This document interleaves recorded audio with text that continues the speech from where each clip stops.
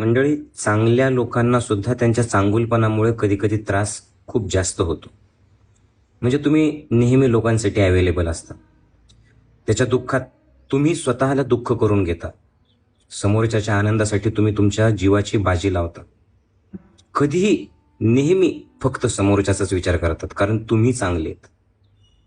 पण समोरच्याला मात्र त्याची किंमत नसते, तो त्याच्या वेळेनुसार तुम्हाला वापरून घेतो. आणि मग कधीतरी आयुष्यात तुम्ही जर असं ठरवलं की आता इथून पुढं प्रत्येक वेळेला मी तो जे बोलला त्याच्यामुळे दुःख करून घेणार नाही, मी प्रतिक्रिया देणार नाही, हे त्याच्या चांगल्यासाठी जरी तुम्ही केलं ना, तर तुम्ही आजपर्यंत त्याची दिलेली साथ, त्याच्यासाठीचं जगणं एका क्षणात सगळं काही कचऱ्याच्या टोपलीत टाकल्या जातं. आणि मग तुम्हालाच दूषणं दिल्या जातात की तू बदललाय. आणि म्हणूनच मंडळी, चांगलं असणं जेवढं महत्वाचं आहे तेवढंच स्वतःसाठी जगणं, शहाणं बनणं सुद्धा गरजेचं आहे. स्वार्थी राहायचं नाहीये, पण दुसऱ्यांमध्ये खूप जास्त न अडकता आपलं आपलं काम करत राहणं. फार प्रतिक्रिया न देता जरा शांत राहा.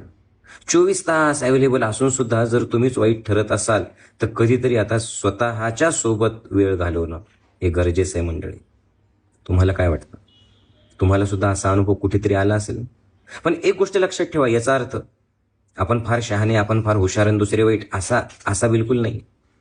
याचा अर्थ असा आहे की कुठेतरी थांबणं गरजेचं आहे. जितकं तुम्ही दुसऱ्यांमध्ये अडकाल तितका तुम्हाला त्रास होईल. त्याच्यासाठी सर्वांसाठी जगा, सर्वांना देण्याचा विचार करा, पण याच्यासोबत थोडंसं शांत, संयमी आणि स्वतःच्या सोबत राहून स्वतःच्या जीवनाचा आनंद घेणं विसरू नका.